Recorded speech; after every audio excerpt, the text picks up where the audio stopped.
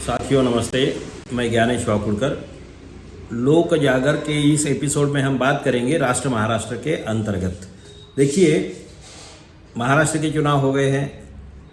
अप्रत्याशित तरीके से महायुति को बहुत ही ज़बरदस्त मेजॉरिटी मिली है। किसी का को यकीन नहीं हो रहा है। बड़े बड़े पत्रकार, बड़े बड़े समीक्षक, बड़े बड़े जो भी अभ्यासक है, उन सबको किसी ने नहीं सोचा था।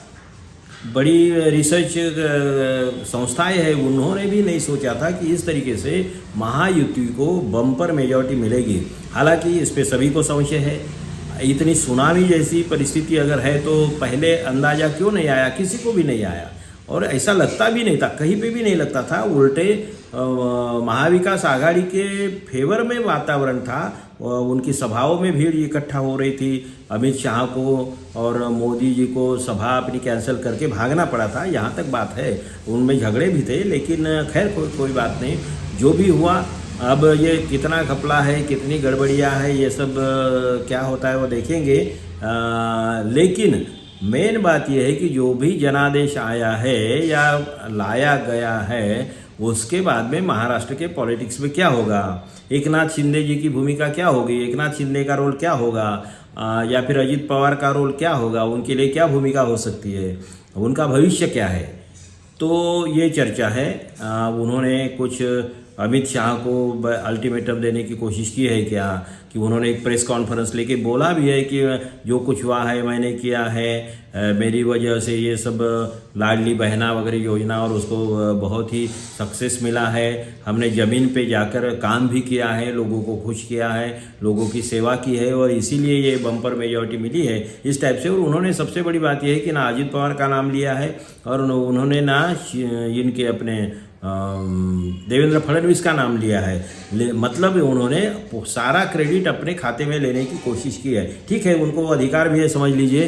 उन्होंने फिर अमित शाह से भी मुलाकात की, मतलब बात की, अपने मोदी जी से भी बात की, डायरेक्ट बात की, और उन्होंने फडणवीस को कोई भाव नहीं दिया है। अब सवाल ये है कि उनका भविष्य क्या होगा।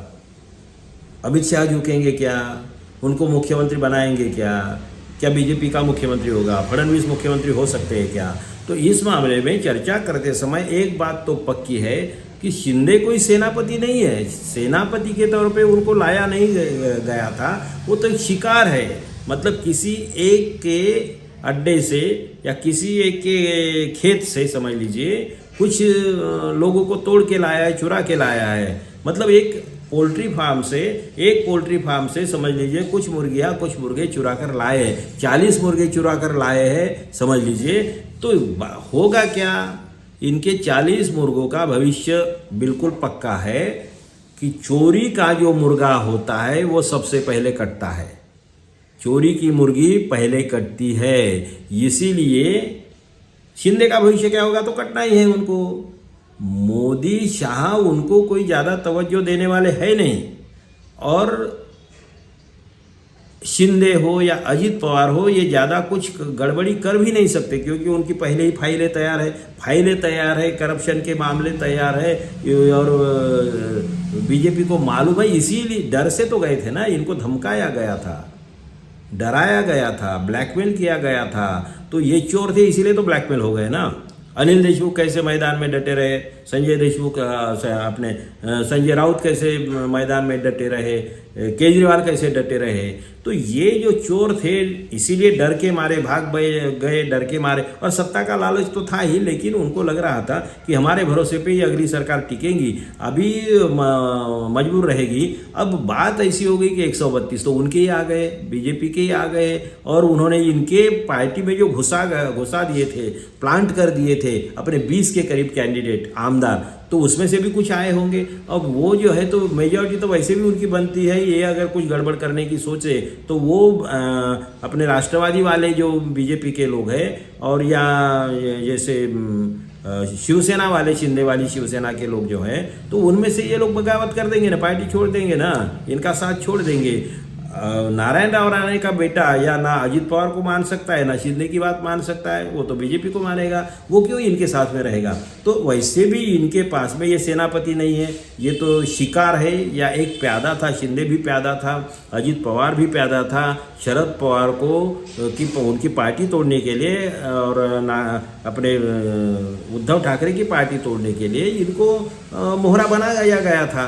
तो अब ये जो मैंने पहले ही बताया कि जो चोरी का मुर्गा सबसे पहले काटा जाता है, क्योंकि रफा दफा हो जाए ना, चोरी पकड़ी ना जाए, इसीलिए तो यही हश्र होगा इन लोगों का। अब शिंदे को क्या करेंगे, शिंदे जी को क्या मुख्यमंत्री तो नहीं बनाएंगे, लगता नहीं है। अगर अपने शाह के मन में आ जाए तो फिर वो कुछ भी बना देते हैं, कुछ भी बना सकते हैं। और चाहे बैठो बोले तो बैठना पड़ेगा, उठो बोले तो उठना पड़ेगा, भागो बोले तो भागना पड़ेगा। ये तो शिंदे और अजित पवार की इसमें है, इसमें कोई शक नहीं है। लेकिन एक बात है कि उनके पास भी चलो इतनी भी बेइज्जती नहीं करेंगे तो शायद उनको केंद्र में, सेंटर में मिनिस्टर बनाएंगे क्या, या उप मुख्यमंत्री बनाएंगे क्या। और उप मुख्यमंत्री पद लेने का अगर प्रस्ताव रखा जाता है तो शिंदे वो डिमोशन के लिए तैयार हो जाएंगे क्या, या फिर उनको कहीं का राज्यपाल बना दिया जाएगा क्या। तो फिर उनकी राजनीति खत्म हो जाएगी। राज्यपाल अगर बना देते हैं तो उनकी राजनीति खत्म हो जाएगी। या फिर शिंदे अलग से बाहर से रहकर समर्थन देने की कोशिश करते हैं क्या, तो ये तो हो नहीं सकता, ये तो इम्पॉसिबल है। और इसीलिए क्योंकि वैसे भी क्या है, ये डरे हुए लोग हैं और जो डरा हुआ आदमी है उसका ज़मीर पहले से ही मरा हुआ होता है, अक्सर मरा हुआ होता है। डराए हुए आदमी का ज़मीर मरा हुआ ही होता है। तो मरे हुए ज़मीर के साथ में ये कैसे फाइट करेंगे। क्या जेल में जाने की शिंदे की तैयारी है। अगर जेल में जाना है, अगर वो ईडी की फाइल खुलेगी, क्या क्या नहीं फाइल सारी खुलेगी। और चीफ मिनिस्टर थे, कहाँ सिग्नेचर कर दी होंगी, कई मामलों में इधर का पैसा उधर कर दिया होगा, कई लफड़े हैं, कई झंझटें हैं। और इसीलिए वो बगावत तो नहीं कर सकते, इसमें कोई शक नहीं है। इसीलिए महाराष्ट्र में नया फॉर्मूला भी कोई अस्तित्व में आएगा नहीं, बीजेपी ही सरकार बनेगी।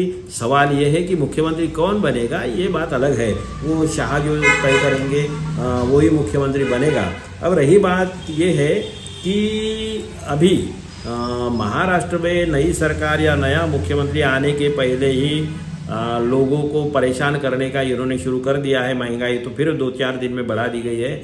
और ग्रामीण इलाकों में आदिवासी या गरीब तबके के लिए जो बच्चे पढ़ते हैं, ग्रामीण जिला परिषद की स्कूलों में जो गरीब के बच्चे पढ़ते हैं, तो वहाँ की पाठशालाएं बंद करने का फरमान सरकार की तरफ से आया है।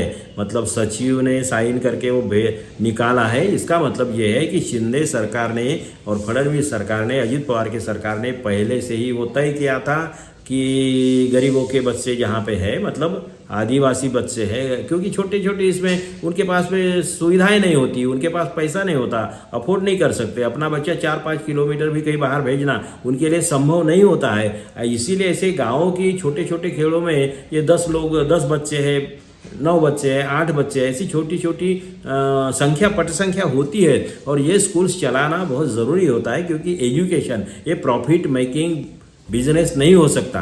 ये शिंदे सरकार या फडणवीस की सरकार या मोदी शाह की सरकार हमेशा एजुकेशन पे प्रहार करती है। 4.5% वाला बजट उन्होंने 2.5% पे लाया है, क्योंकि आरएसएस की ये विचारधारा है कि आम आदमी को पढ़ने नहीं दिया जाए, शिक्षण और आरोग्य गरीबों के हाथों से छीन लिया जाए, वो तभी तो उनके ऊपर अत्याचार कर पाएंगे। अनपढ़ रहेंगे तभी तो उनको गुलामी में झोंक सकते हैं। तो इसीलिए गाँव की जो 10 से कम संख्या है वहाँ के स्कूल्स बंद करने का निर्णय शिंदे सरकार ने और फडणवीस सरकार ने ले लिया है। उसका आदेश कल ही निकला है, 26 तारीख को निकला है, परसों के। इसका मतलब ये नई सरकार आने के पहले ही गरीबों को बर्बाद करने का काम इन्होंने शुरू कर दिया है। लाडली बहनाओं को भी 1-2 महीने में पता चल जाएगा कि उनका क्या होता है, क्योंकि 5 चीज़ों के मामले में कंडीशंस उन पे भी डाल दी गई है। और ये तो है सबसे बड़ी बात यह है कि महाराष्ट्र की मतदाताओं ने या महिलाओं ने जो सोचा नहीं कभी, उन्होंने थोड़े से इसके लिए, ठीक है उनकी परिस्थिति भी गरीब होती है, उनको 5-10 हज़ार मिल रहे तो बहुत बड़ी रकम है, ये मानता हूँ, लेकिन इस जनतंत्र का क्या होगा? पढ़े लिखे लोग भी और या पैसे वाले कमाने वाले, अच्छा कमाने वाले लोग भी, ये भी तो बेईमान है, नेता भी तो बेईमान है। तो गरीबों को क्या कहा जाए? धर्म के नाम पे, जाति के नाम पे जिस तरीके से लोग फिसल जाते हैं, फुसल जाते हैं और फिर वो इन देशद्रोही लोग शक्तियों के पीछे खड़े हो जाते हैं, वोट अपना बेच देते हैं, तो इसका तो निषेध ही करना चाहिए। लेकिन सबसे बड़ा निषेध अगर करना है तो हमारे नेताओं का निषेध करना चाहिए, क्योंकि वे बिके हुए हैं, वे करप्शन में लिप्त है और MLAs MPs इधर से उधर पाला बदलते हैं। तो आम जनता को दोष देने के पहले इन लोगों को भी दोष देना होगा। तो सवाल ये है कि अभी महाराष्ट्र का क्या होगा, नया मुख्यमंत्री कौन होगा, शिंदे का क्या होगा? तो शिंदे का तो मैंने पहले ही बता दिया है कि चोरी का मुर्गा सबसे पहले कटता है तो वही होगा। अजित पवार के मामले में भी वही होगा, उनको मुख्यमंत्री नहीं बनाया जाएगा। दोनों को जो भी होगा मुख्यमंत्री बीजेपी से ही होगा। तो हम देखते हैं कि अभी और क्या क्या जुल्म ये ढाहत है। एक जाते जाते एक शायरी 4 लाइन की बता दूंगा कि कितने गुनाह तेरे दुनिया को गिना देंगे, कितने गुनाह तेरे दुनिया को गिना देंगे, तोड़ा है दिल हमारा कहते हो बना देंगे, कैसे करे भरोसा कैसा यकीन माने, कैसा करे भरोसा कैसा यकीन माने, तेरे घर के सामने ही देखे है कत्ल खाने। तो ये कत्ल खाने चलाने वाले लोग, भाजपा के लोग, संघ के लोग, हम लोगों को चैन से जीने नहीं देंगे। महाराष्ट्र का भवितव्य क्या होगा अब देखते रहिए। और तब तक के लिए मैं इतना ही कहूँगा कि देश को, महाराष्ट्र को बचाने का एक चांस था हम लोगों के पास में, हमने वो गंवा दिया है। देखते हैं आगे की लड़ाई के लिए तैयार रहिए, जनतंत्र को बचाने के लिए तैयार रहिए, मानवता की, समता की लड़ाई के तैयार रहिए। इतना कहते हुए मैं यहीं पे रुकता हूँ। जय हिंद, जय महाराष्ट्र, धन्यवाद।